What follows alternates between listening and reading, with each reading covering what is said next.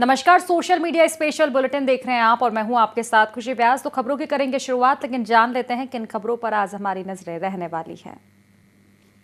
तो देखिए, तालिबान से समझौते के बाद पाकिस्तान को अब बड़ा झटका लगा है। इसके अलावा बीएलए ने 7 फौजियों को मारा है।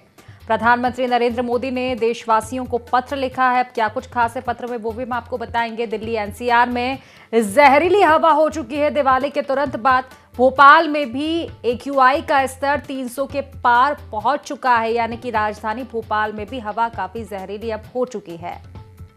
तो चलिए इसी के साथ अब खबरों की ओर रुख कर लेते हैं। पहली खबर हम आपको बता दें, प्रधानमंत्री नरेंद्र मोदी ने आपको बता दें कि मंगलवार को देश के नाम अपने पत्र में लोगों को शुभकामनाएं दी है। उन्होंने कहा कि दीपावली अयोध्या में भव्य राम मंदिर के निर्माण के बाद दूसरी दीपावली है। पीएम ने भगवान श्री राम के जीवन से प्रेरणा लेने की बात कही। मोदी ने कहा कि राम हमें धर्म और न्याय के रास्ते पर चलने और अन्याय के खिलाफ लड़ने की प्रेरणा देते हैं।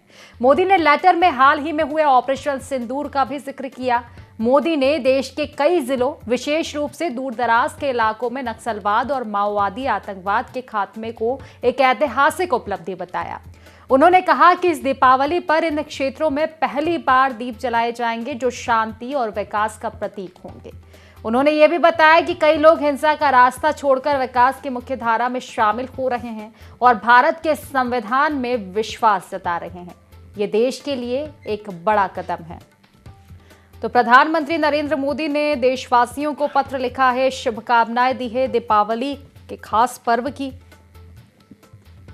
उन्होंने पत्र में यह भी लिखा कि दीपावली अयोध्या में भव्य राम मंदिर के निर्माण के बाद दूसरी दीपावली है। पीएम ने भगवान श्री राम के जीवन से प्रेरणा लेने की बात कही। मोदी ने कहा कि राम हमें धर्म और न्याय के रास्ते पर चलने और अन्याय के खिलाफ लड़ने की प्रेरणा देते हैं। ऑपरेशन सिंदूर का भी उन्होंने इस लेटर में जिक्र किया है। तो देश के कई जिलों, विशेष रूप से दूरदराज के इलाकों में नक्सलवाद और माओवादी आतंकवाद के खात्मे को एक ऐतिहासिक उपलब्धि उन्होंने बताया और लिखा कि इस दीपावली पर इन क्षेत्रों में पहली बार दीप जलाए जाएंगे। शांति और विकास का ये प्रतीक है। उन्होंने ये भी बताया कि कई लोग हिंसा का रास्ता छोड़कर विकास की मुख्य धारा में अब शामिल हो रहे हैं, भारत के संविधान में विश्वास जता रहे हैं। ये देश के लिए एक बड़ा कदम है, बड़ी उपलब्धि है।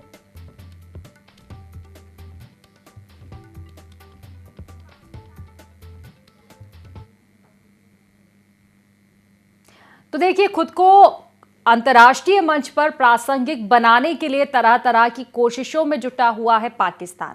हालांकि सच्चाई जो है वो किसी से छिप नहीं सकती।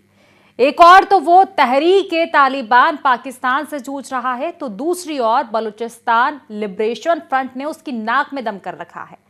अफगानिस्तान के साथ हुई जंग में पाकिस्तान अपनी इज्जत बचाने के लिए मासूमों पर बमबारी करने से भी पीछे नहीं हटा। किस तरह कतर और सऊदी के बीच बचाव के बाद दोनों पक्ष में सीज फायर हुआ है। अब पाकिस्तान ने तालिबान से समझौता करके सीमाई तनाव को ठंडा करने की कोशिश की है। उधर बलूचिस्तान लिबरेशन आर्मी ने फौज की गाड़ी को ही निशाना बना लिया। 7 पाक सैनिकों की इस हमले में मौत हुई है। जब भारत में दिवाली का त्योहार मनाया जा रहा था, तब बीएलए ने पाकिस्तानी फौज पर गाज गिराते हुए उसके वाहन को न सिर्फ निशाना बनाया, बल्कि उनके जवानों को भी मौत के घाट उतार दिया है। आपको बता दें कि यह हमला बलूचिस्तान के मंड इलाके में माहिर और रुदिक के बीच हुआ, जिसमें 7 जवानों की मौत के साथ साथ 2 पाकिस्तानी सैनिक गंभीर रूप से जख्मी हुए थे।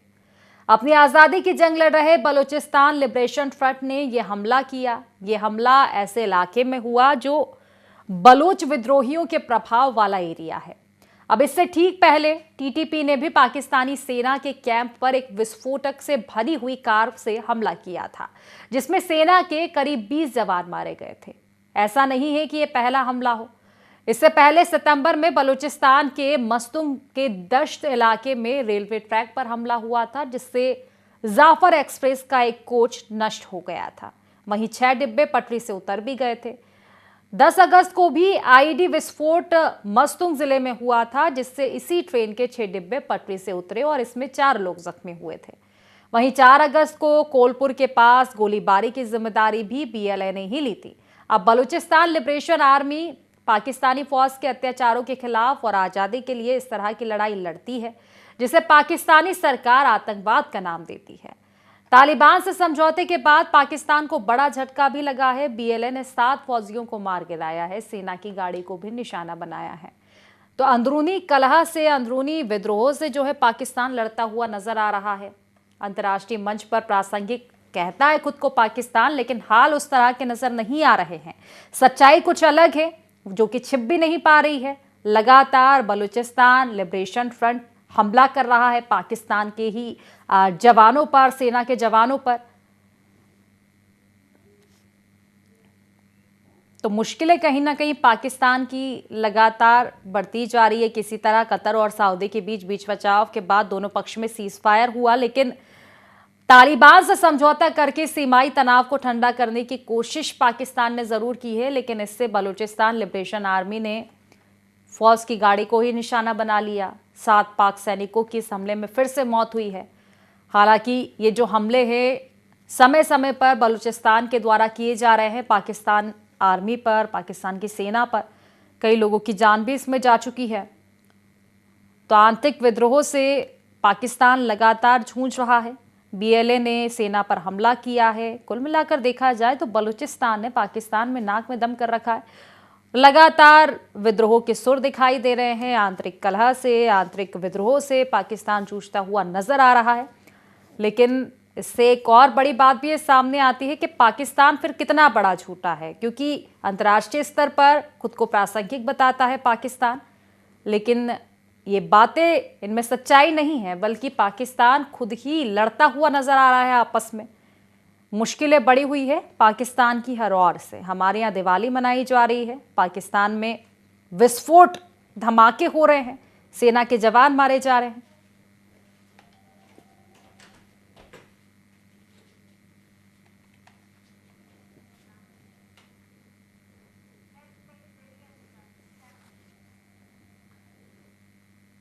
तो देखिए, दिल्ली एनसीआर में सुप्रीम कोर्ट के आदेश के खिलाफ दिवाली की रात भर आतिशबाजी हुई है। इसका असर यह हुआ कि मंगलवार की सुबह दिल्ली एनसीआर में धुंध नजर आई और एयर क्वालिटी बेहद ही जहरीली हो चुकी है। दिल्ली के कई इलाके जैसे कि अक्षरधाम, आईटीओ, एम्स का AQI 300 के पार पहुंच चुका है। सुबह 8 बजे ये AQI दर्ज किया गया था। आपको बता दें कि 38 में से 36 मॉनिटरिंग स्टेशनों पर पॉल्यूशन का लेवल रेड जोन में रिकॉर्ड हुआ है। केंद्रीय प्रदूषण नियंत्रण बोर्ड के मुताबिक सोमवार रात 10 बजे तक ही AQI 417 पहुंच चुका था। आपको बता दें कि द्वारका में AQI 417 है, अशोक विहार में 404, वजीरपुर में 423 और आनंद विहार में 404 AQI लेवल रहा है। वहीं अगर हरियाणा की बात करें तो हरियाणा में सोमवार रात 12 बजे तक 15 जिलों में एयर क्वालिटी इंडेक्स AQI खतरनाक स्तर पर यानी कि 500 तक पहुंच चुका है। मंगलवार सुबह रोहतक में AQI 320 रहा, नारनौल में 311 पहुंचा है, बहादुरगढ़ में 306 रिकॉर्ड किया गया है। इधर अगर राजस्थान की ओर नजर डालें तो राजस्थान में आज सुबह 8 बजे तक ओवरऑल AQI 243 तक पहुंच चुका है। भिवाड़ी में अगर बात करें तो राज्य में सबसे ज्यादा AQI 318 रिकॉर्ड किया गया। 200 के ऊपर AQI खराब कैटेगरी में आता है, लेकिन अब तस्वीरें आप देख सकते हैं कि 200 छोड़िए 500 तक AQI लेवल जा रहा है, यानी कि बेहद जहरीली हवा दिल्ली एनसीआर की हो चुकी है। सुप्रीम कोर्ट ने दिल्ली एनसीआर में दिवाली पर रात 8 बजे से 10 बजे तक ग्रीन पटाखे चलाने की अनुमति दी थी, लेकिन उल्लंघन किया गया आदेशों का। लोगों ने देर रात तक पटाखे फोड़े, जिसका असर आज सुबह देखने को मिला। हवा में धुंध छाई रही और हर ओर जहरीली हवा देखने को मिली है। दिल्ली के अधिकांश इलाके जहरीली हवा में लिप्त नजर आए हैं। हरियाणा में 15 जिलों में 500 तक AQI लेवल पहुंच चुका है। अंदाजा आप लगा सकते हैं कि कितनी जहरीली हवा दिल्ली एनसीआर हरियाणा की हो चुकी है, क्योंकि जमकर आतिशबाजियां की है लोगों ने। हालांकि कोर्ट ने आदेश दिया था, सुप्रीम कोर्ट ने, कि दिल्ली एनसीआर में पटाखे नहीं चलाए जाएंगे। 8 बजे से 10 बजे तक सिर्फ ग्रीन पटाखे ही लोग चला पाएंगे, लेकिन उल्लंघन किया गया आदेशों का। और अब जो तस्वीरें हैं वो बेहद खतरनाक है। दिल्ली एनसीआर और खासतौर पर हरियाणा की AQI लेवल जो है काफ़ी हद तक बढ़ चुका है। सिर्फ हवा में धुंध नज़र आ रही है और तस्वीरें भी आप देख सकते हैं। बेहद जहरीली हवा में अब लोग रह रहे हैं, बल्कि मास्क तक लगाने की लोगों को सलाह दी गई है दिल्ली में, क्योंकि बेहद जहरीली हवा है जो लोगों के स्वास्थ्य पर सीधा असर डालेगी।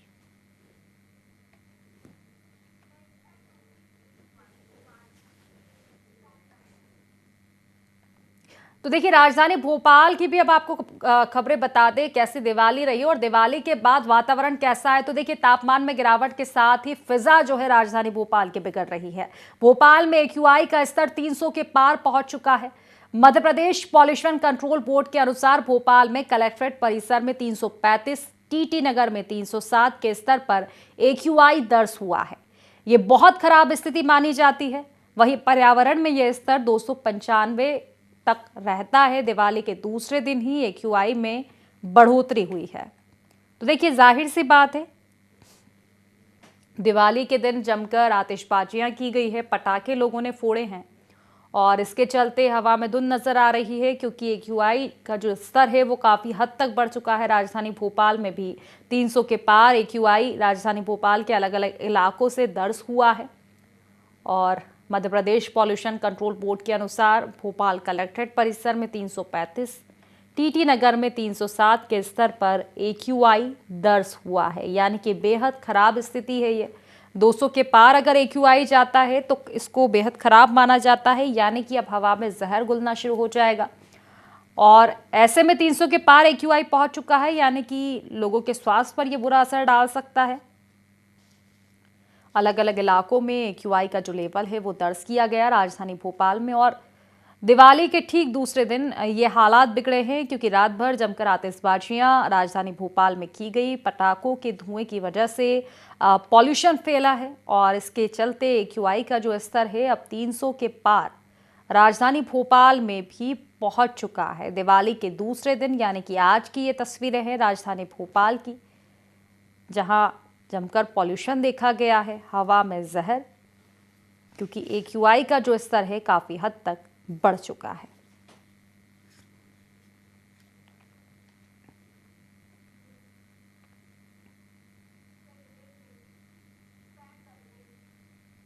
तो मुख्यमंत्री डॉक्टर मोहन यादव के मुख्य आतिथ्य में भोपाल के नवीन शहीद स्मारक में पुलिस स्मृति दिवस परेड का आयोजन किया गया। CM ने परेड की सलामी लेकर शहीदों को नमन किया। आपको बता दें कि प्रदेश में हर साल की तरह इस साल भी 21 अक्टूबर को पुलिस स्मृति दिवस मनाया गया। इस दौरान पारंपरिक तरीके से पुलिस के शहीद जवानों को श्रद्धांजलि अर्पित की गई।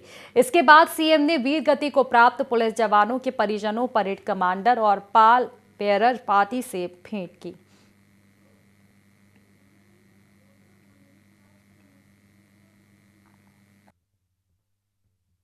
आज उन अमर वीरों को स्मरण करने का दिन है, जिन्होंने राष्ट्र की एकता अखंडता के लिए भारत मां की रक्षा में अपने प्राणों का उत्सर्ग किया है। पुलिस स्मृति दिवस पर मैं उन सभी वीर जवानों को श्रद्धांजलि अर्पित करता हूं, जिन्होंने कर्तव्य पथ पर अपनी ड्यूटी करते हुए अपने प्राणों का उत्सर्ग किया है। जैसा कि DG साहब ने बताया, 21 अक्टूबर 1959 की वह ठंडी सुबह की याद, और बाद में देश ने उस बात को जाना जिसकी शुरुआत लद्दाख से भारत में हमारे 10 वीर जवानों की शहादत के बाद चाइना का रुख भारत के लिए क्या है, इसको संक्षेप में समझने के लिए संकेत में वो 10 हमारे वीर पुलिस जवानों ने जो शहादत दी, वो 10 हजारों जवानों के चाइना के एक तरह से उनके कायराना हरकतों का जवाब था। हमारे लिए देश ने पुलिस स्मृति दिवस के रूप में उनकी शहादत को याद करने की परंपरा प्रारंभ की, और ये प्रत्येक वर्दीधारी के लिए प्रेरणा का पुंज बना, स्मृति दिवस बना। मैं आपके इस बलिदान को, त्याग को, एक तरह से ये हमारा सबसे बड़ा त्योहार है। परिवार से हम में से कोई जाता है तो कष्ट तो है, लेकिन इस चराचर जगत में अमर कौन है? हर एक किसी को जो आ रहा है वो जा रहा है, लेकिन हमारी कर्तव्य की बलिवेदी पर अपने आप को प्राणों का उत्सर्ग कर दे, ये उनका सौभाग्य और हमारे बीच से गुजरे ये हमारा दुर्भाग्य है। लेकिन हमको ये प्रेरणा सदैव इसी प्रकार से प्राप्त होती है। तो दिवाली की शाम मनोरंजन जगत से एक बुरी खबर सामने आई। पता चला कि हिंदी सिनेमा के आइकॉनिक हीरो गोवर्धन असरानी अब हमारे बीच नहीं रहे हैं। असरानी ने शोले के हिटलर से लेकर कई यादगार रोल दिए हैं जिन्हें कभी भूला नहीं जा सकता। 20 नवंबर को अंतिम सांस लेने से पहले एक्टर असरानी ने अंतिम पोस्ट भी किया, जो उनके निधन के बाद वायरल हुआ है। दर्शकों ने इस पोस्ट को देख सोचा भी नहीं था कि ये असरानी का आखिरी पोस्ट होगा। दरअसल दिवाली की शाम करीब 4 बजे असरानी का निधन हुआ। वो पिछले लंबे समय से बीमार चल रहे थे और अस्पताल में उनका इलाज चल रहा था। उनके निधन पर हिंदी सिनेमा से लेकर पीएम मोदी तक ने दुख जताया है। वहीं फैंस भी सोशल मीडिया पर उन्हें याद कर भावुक पोस्ट कर रहे हैं।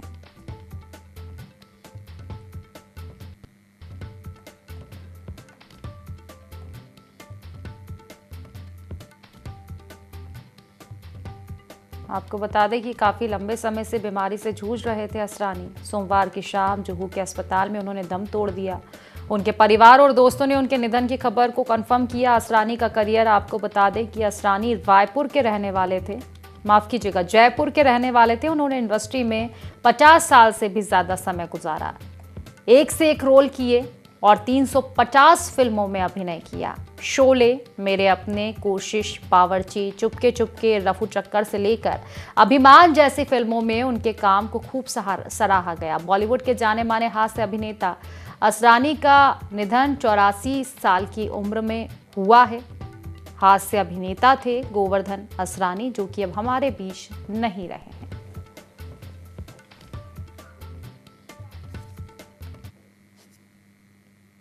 आयुष्मान खुराना, रश्मिका मंदाना और नवाजुद्दीन सिद्दीकी की फिल्म थामा ने बॉक्स ऑफिस पर दस्तक दे दी है। फिल्म की कहानी सिकंदर के दौर से शुरू होती है, जहां बोतलों के इलाके में कदम रखना मौत को दावत देना था। आधुनिक समय में दिल्ली का एक साधारण लड़का आलोक गोयल, जो कि जिनकी भूमिका आयुष्मान खुराना निभाने वाले हैं, अपने दोस्तों के साथ जंगल में घूमने जाता है। एक वेयरवुल्फ से झड़प में घायल हो जाता है और वहीं उसे ताड़का यानी कि रश्मिका मंदाना मिलती है, एक रहस्यमयी और मोहक लड़की जो यक्षासन नामक बेताल सेक्शंस के थामा से उसे बचाती है। आपको बता दें कि खूबसूरती पर वो फिदा हो जाता है और उसे दिल्ली ले आता है, लेकिन तड़का का रहस्य धीरे धीरे खुलता है। आलोक के पिता, जो कि परेश रावल उनकी भूमिका निभाएंगे, तो आलोक के पिता शक की नजरों से उसे देखता है, जबकि तड़का का पुराना इलाका छोड़ना उसे कमजोर बना देता है। यक्षासन के गुर्गे पीछा करते हैं, लेकिन आलोक का प्यार ही तड़का की ताकत बन जाता है। ये इमोशनल लव स्टोरी डरावने सीन और हंसी की पुड़िया के बीच बुनी हुई है। फिल्म को फैंस से मिले जुले रिएक्शन भी सामने आ रहे हैं। फिल्म थामा की सबसे बड़ी ताकत इसका रोमांटिक एंगल है, जो यूनिवर्स की पिछली फिल्मों से काफी अलग नजर आता है।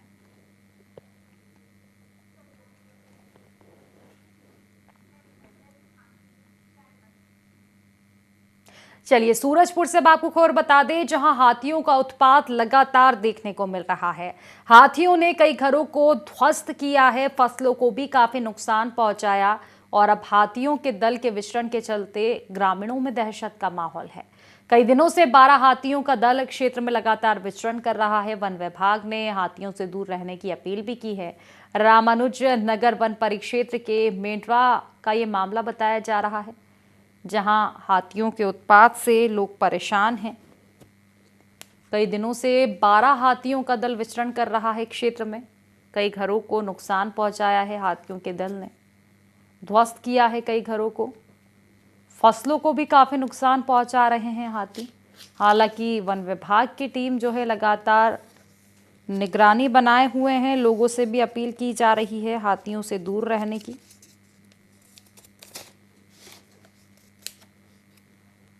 करीब 12 हाथियों का दल, जिसने लोगों की नाक में दम कर रखा है, लगातार विचरण कर रहा है क्षेत्र में।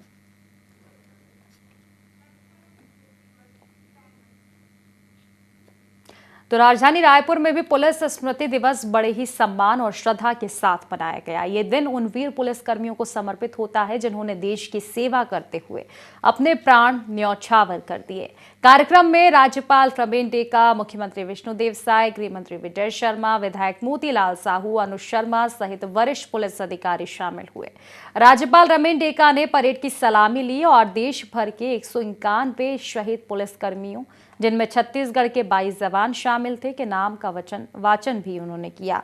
सभी अतिथियों और पुलिस अधिकारियों ने पुष्पांजलि अर्पित कर शहीदों को श्रद्धांजलि दी। कार्यक्रम के बाद राज्यपाल और मुख्यमंत्री ने शहीद जवानों के परिजनों से भेंट की और राजीव स्मृति वन जाकर उन्हें श्रद्धा सुमन अर्पित किए। राज्यपाल ने कहा कि पुलिस कर्मियों को तनाव मुक्त वातावरण मिलना चाहिए। मुख्यमंत्री ने कहा कि देश के लिए बलिदान देने वाले जवानों को सदैव नमन किया जाएगा।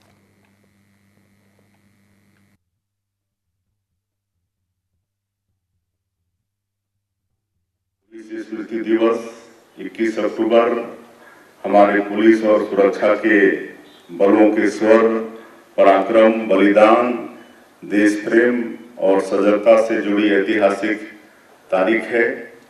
इस दिन हम उन वीर सपूतों को नमन करते हैं जिन्होंने मातृभूमि की रक्षा के लिए अपना सर्वस्व न्यौछावर कर दिया। 21 अक्टूबर 1959 को भारत तिब्बत सीमा पर लद्दाख में तैनात केंद्रीय रिजर्व पुलिस बल के 3री बटालियन के मात्र 21 जवानों ने एक विशाल चीनी दस्ते का अदम्य साहस और पराक्रम के साथ मुकाबला किया। इस संघर्ष में हमारे 10 वीर जवानों ने देश की रक्षा करते हुए अपने प्राणों की आहुति दी। उनके इस अमर बलिदान की स्मृति में हर वर्ष यह दिवस मनाया जाता है। यह दिन पुलिस और सुरक्षा बलों के योगदान का सम्मान करने, उनकी वीरता की गाथाओं को याद करने और उन्हें अगली पीढ़ी तक पहुंचाने का अवसर है। यह दिन हमें उनकी महान परंपराओं को आगे बढ़ाने और अपने कर्तव्यों के प्रति अटूट निष्ठा का संकल्प दोहराने की प्रेरणा देता है। देश और समाज की सुरक्षा के लिए अपने प्राण न्यौछावर करने वाले सभी अमर शहीदों को मैं श्रद्धांजलि अर्पित करता हूं। उनके बलिदान की अमर गाथा हमारे हृदयों में सदैव जीवित रहेगी। पुलिस स्मृति दिवस में हम उन सुरक्षा कर्मी को नमन करता हूं जो देश के लिए हमारा जीवन और संपत्ति रक्षा करने के लिए शहीद हुए। साथ में उनका पिता माता, उनका परिवार सभी को नमन करता हूं। सुरक्षा कर्मियों ने दिन रात काम करते हैं, इसलिए हमारा जीवन और संपत्ति सुरक्षित है। आज छत्तीसगढ़ में नक्सलवाद जो था वो प्राय खत्म हो रहा है और within a short time Naxalism will be extincted from not only from Chhattisgarh but from entire country. Chhattisgarh में अमन आ रहा है और छत्तीसगढ़ का डेवलपमेंट, हमारा गवर्नमेंट अच्छा काम कर रहा है और अच्छी पेस में चल रहा है और within a short time Chhattisgarh will be one of the developed state of the country. Sehore जिले के लसूलिया परिहार गांव में हर साल दीपावली के दूसरे दिन लगने वाली अनोखी सांपों की अदालत इस बार भी श्रद्धा और रहस्य का केंद्र बनी रही। ये परंपरा करीब 100 सालों से चली आ रही है, जहां सर्पदंश से पीड़ित लोग राम मंदिर पहुंचते हैं और दावा किया जाता है कि सांप खुद मानव शरीर में आकर डसने का कारण बताते हैं। इस मौके पर सैकड़ों लोग गाँव पहुंचे और कांडी की धुन पर भरनी गाकर सांपों को पेशी पर बुलाया गया। ग्रामीणों का मानना है कि सांप किसी कारण से ही डसते हैं और इस अदालत में वही कारण सामने आता है। गांव के संत नंदगिरी महाराज बताते हैं कि यह परंपरा उनके परिवार की 3 पीढ़ियों से चल रही है। यहाँ न केवल डसने का कारण पता किया जाता है, बल्कि भविष्य में दोबारा ऐसा ना हो इसके लिए सांप से वचन भी लिया जाता है। ये परंपरा आस्था है या अंधविश्वास, ये बहस का विषय हो सकता है, लेकिन ग्रामीणों की आस्था इस आयोजन को सालों से जीवित रखे हुए हैं।